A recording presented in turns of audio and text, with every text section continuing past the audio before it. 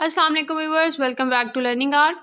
PS5 407 का lesson number 12 attention and concentration in sports. यहाँ कुछ टॉपिक्स हैं जिनको हम कवर करेंगे इस लेक्चर में भी और अपने लेक्चर 13 में भी। Information processing, stimulus response approach. इसमें यह है कि अगर एक पर्सन एक्सपीरियंस करे किसी स्टिमुलस को तो वो रिस्पॉन्ड करने में कुछ टाइम लेगा। उसकी इंफॉर्मेशन प्रोसेसिंग होगी और उसके बाद उसका रिस्पॉन्स होगा। ये हमारी 5 सेंसेस हैं हमारे पास जो हमें मिलके इस काबिल बनाती हैं कि हम जब भी कुछ एक्सपीरियंस करें तो हम उसको रिस्पॉन्ड कर सकें। Memory system, there are 3 basic memory system: sensory memory, information store, short term memory and long term memory. Sensory information store ज़्यादा से ज़्यादा 1.5 सेकेंड के लिए हमारे माइंड में कोई चीज़ रहती है, हम किसी चीज़ को सेंस करते हैं तो वो फौरी से वो इन्फॉर्मेशन लॉस्ट हो जाती है। Short term memory is about 8 to 15 seconds कि आपकी इन्फॉर्मेशन इतनी देर के लिए आपके माइंड में रहेगी। अगर आप उसे रिहर्सल करते रहोगे, उस चीज़ को रिपीट करते रहोगे तो फिर मुमकिन है कि वो चीज़ हमारे माइंड में फिक्स हो जाए या सेव हो जाए।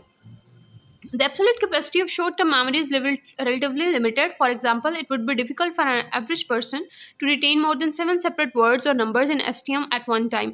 एक एवरेज इंसान के लिए बहुत मुश्किल है कि वो 7 सेपरेट वर्ड्स को एक टाइम के अंदर रिपीट कर सके।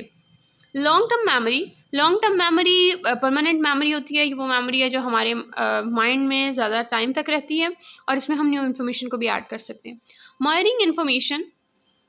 इंफॉर्मेशन को मैयर किया जा सकता है और वो हम बिट्स में मैयर करते हैं। That is a short form of binary digit. Then there is a selective attention.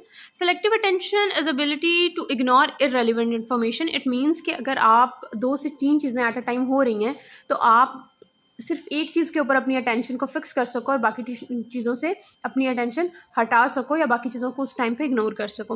Let's suppose एक आप रूम में बैठे हो और वहाँ पर 7 लोग हैं जो बोल रहे हैं और आप सिर्फ किसी एक की बात को सुन रहे हो तो आप उसकी तरफ सेलेक्टिव अटेंशन शो कर रहे हो। इसी तरह एथलीट के लिए भी ज़रूरी है कि वो सेलेक्टिव अटेंशन सीखे, क्योंकि जब उसने ग्राउंड में उतरना आता है तो उसके इर्द गिर्द बहुत सी डिस्ट्रैक्शंस होती हैं, तो उसे अपनी कंसंट्रेशन पर वर्क करना चाहिए। Limited information processing capacity. We have the capacity to attend to more than one things at a time. एक ह्यूमन बीइंग में, एक इंसान में इतनी कैपेसिटी होती है कि वो एक टाइम पे 2 से 3 चीज़ें कर सके। लेट्स सपोज अगर हम कार ड्राइव करें तो हम साथ म्यूज़िक भी सुन रहे होते हैं, हम साथ गियर भी चेंज कर रहे हैं और इसी तरह डिपेंड करता है पर्सन टू पर्सन कि वो किस तरह कितने टास्क को एट अ टाइम कर सकता है। कुछ एथलीट जो होते हैं वो गेम परफॉर्म कर सकते हैं, मल्टीटास्किंग कर सकते हैं, एट अ टाइम 2 से 3 प्रॉब्लम्स पे वर्क कर सकते हैं, जबकि कुछ एथलीट्स ऐसे होते हैं जिनके लिए वो ही 2 से 3 टास्क करना बहुत मुश्किल हो जाते हैं। तो it's very from person to person. So viewers, ये था हमारा लेक्चर। मिलते हैं अपने नेक्स्ट लेक्चर में। अल्लाह हाफिज़।